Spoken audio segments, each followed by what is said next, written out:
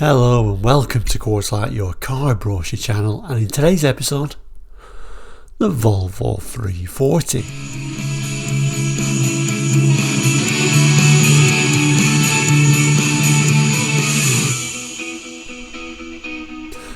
Welcome back, and if you're new to Course Like, we're a car brochure channel here on YouTube, looking at car brochures from around the world for the 60s, 70s, 80s and 90s and sometimes beyond that as well. So if you're interested in cars, car knowledge, car brochures, please consider subscribing. Anyway, back to today's episode. Yes, we're looking at Volvos. Yes, we're looking at the Volvo 340. This particular brochure is from 1985. So let's have a look at that now. So here is today's brochure. It's quite a large brochure actually, surprisingly enough. Yeah, a little bit of signs of wear on this particular brochure, but we'll come back to that in a moment. So the Volvo 340, or in fact the Volvo 300 series, is a rear-wheel drive small family car sold from 1976 through till 1991, both as a hatchback and then from 84 as a notchback saloon. A little bit of a move away to what we traditionally thought of as Volvos, and that really has a lot to do with the acquisition of DAF, of course. If you look at what came before the Volvo 340, the Volvo 66, the Volvo 66, essentially a DAF really. I mean, if we show you the DAF 66, pretty difficult to spot the difference. I think the main thing with Volvo is the improved the safety standards in a typical Volvo way. And in fact, even the Volvo 340 was essentially going to be a DAF. I think a DAF originally sort of was developing this car just around about the time when Volvo started getting a large share. I think they had around about 3/4 share by 1975, and these were going to be called the DAF 77. Made sense, didn't it? After the 66, but it became more Volvo, I guess. The safety standards increased, and it was really known at the beginning as being quite a heavy, underpowered car, but essentially safe. The safety standards were quite good for the time in that sort of Volvo tradition. Anyway, going back to the brochure itself, we can see this particular brochure came from Riverside Volvo, Power Station Road, York Road roundabout. I wonder if any sort of car dealerships actually still remain there or not. The brochure itself saying the Volvo 340 hatchbacks. Now, if we look at a previous brochure actually for Volvo, this is a couple of years earlier. I think this is from around about 83 if my memory serves me right. Doesn't say hatchbacks on this one, because by 85 you could either get a hatchback or it even had like a little bit of a notchback saloon type, but this particular brochure is purely concentrating on the hatchbacks. But even so, it's kind of like a hatchback that doesn't really look like a hatchback. It looks more saloon-like, doesn't it? But anyway, I always remember these cars, particularly Volvo enthusiasts. There was lots of this. It's not a real Volvo, harking back to DAF really. And it certainly was a move away from DAF. I don't think I was too keen on them in the 80s, but looking back now, I think, they're quite a nice, unusual car. Anyway, let's open the brochure up and have a look inside. And when we do open the brochure up, we can see there's two models of the 340. The lower spec DL and the GL, and it's showing a 4-door version and a 3-door version there. Always nice to see some headlamp wipers, isn't it? And then we flick the page over and we get a GL and a DL. This time the GL is the 4-door and the DL is the 2-door. Again, showing these nice headlamp wipers. I think the easiest way to tell the DL and the GL from a quick glance is you get these little extra bright strips on the bumpers. It's the easiest from these quick look images. There are more changes, of course, than that. Now on this side, it's quite a wordy little thing talking about Volvo tradition of care. So we won't go into too much detail. There is one little interesting section where it says, Volvo in 1985. 1985 sees the Volvo range wider than ever before, a range presented with the individual customer's motoring needs and budget very much in mind. The brochure deals specifically with the Volvo 340 series, acclaimed for the high level of specifications. Our range of 3 and 5 door 1.4 litre hatchbacks offers you a traditional Volvo virtue at a realistic price. And then, it talks about separate brochures for different models. Talks about the availability of a 360 hatchback, bigger engine, a choice of 3 or 5 door 2 litre hatchbacks available as carburettor GLS or fuel injected GLT versions.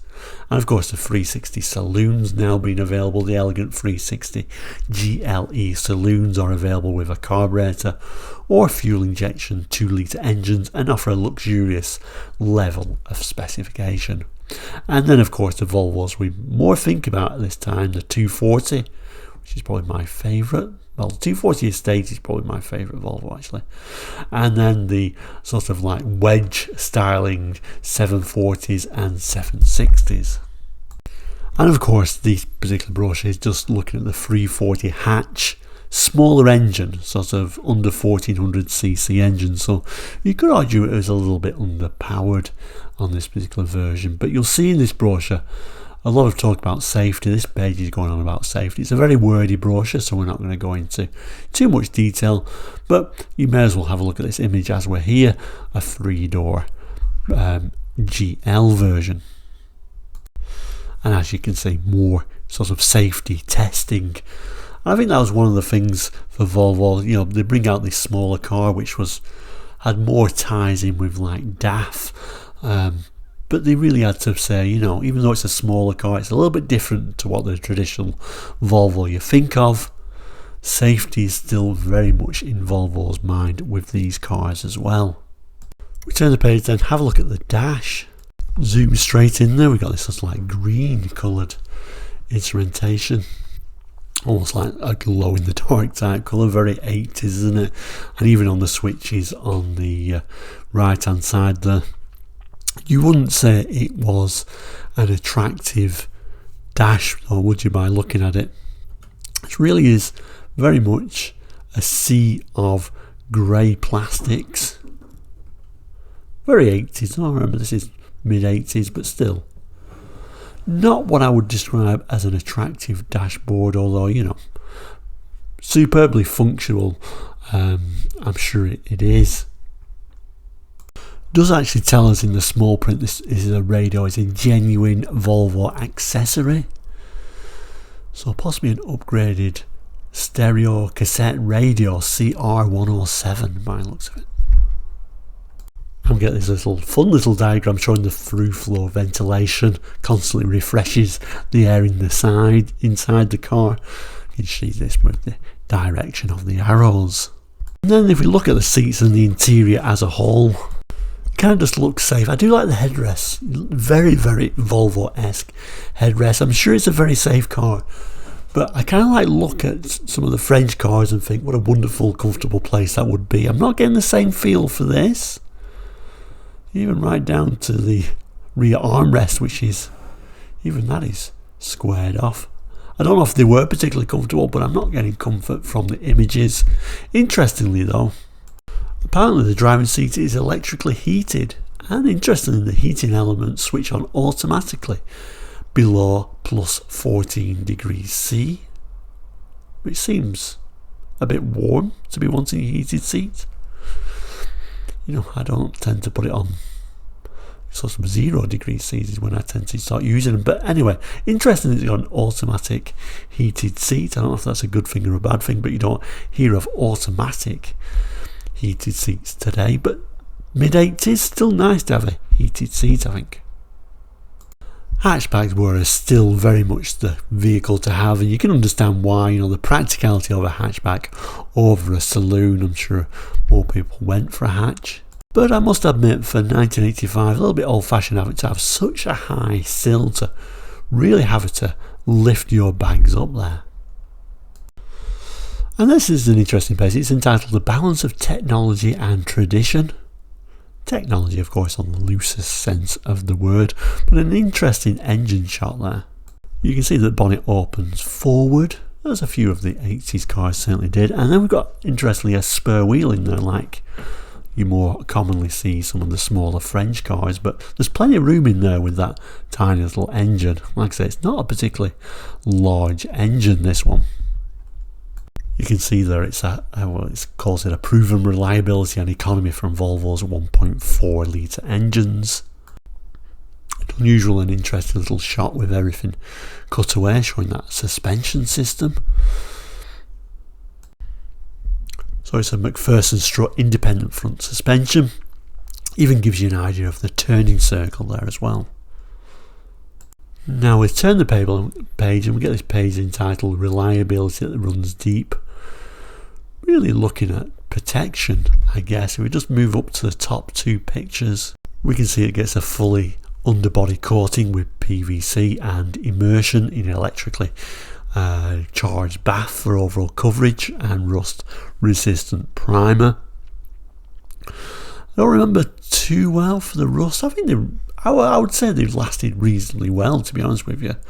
I know the big Volvos seem to very rarely get rust on them. I don't know too much about the 340. I never owned one, but I think they were better than average. And then accessories. I always like the accessory page because quite often there were accessories that you never actually saw. So I just zoom in on the images. So first of all, in this example, it looks like we've got some alloy wheels. Don't think I've ever saw that alloy wheels on a 340. Certainly, I've never seen those fog or spotlights, and big square fog or spotlights. Square. I'm not sure I particularly like them, but I guess they was going for the everything of a Volvo should be square idea. Not a fan, but like I said, never seen them either. And then on the lower spec DL version, this 3-door example, we've got mud flaps, we've got a tow bar, quite a small engine car for a tow bar. Maybe I would have gone up to the 360 maybe if I'm going to put a tow bar on there, but nevertheless. And we've also got this little bit of a spoiler. A little bit weird for not a particularly sporty looking car, but there we go. So certainly a lot of accessories there I've never seen before. And then we've got these at the top here. So extra gauges, it's like oil pressure and a voltmeter. A very antiquated looking child seat.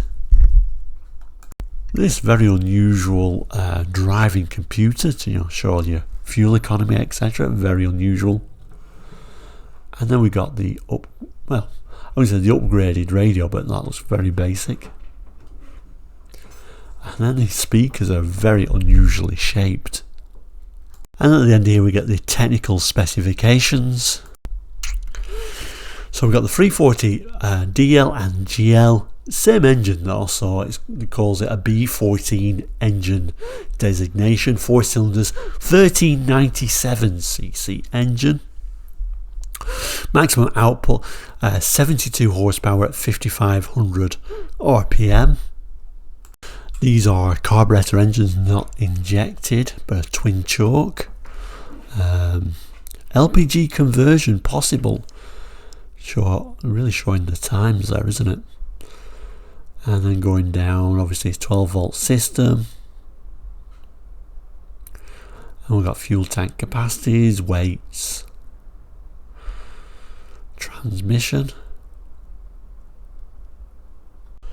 manual or automatic options by the looks of it, although it does say the 340 DL 5-door is not available with the automatic transmission.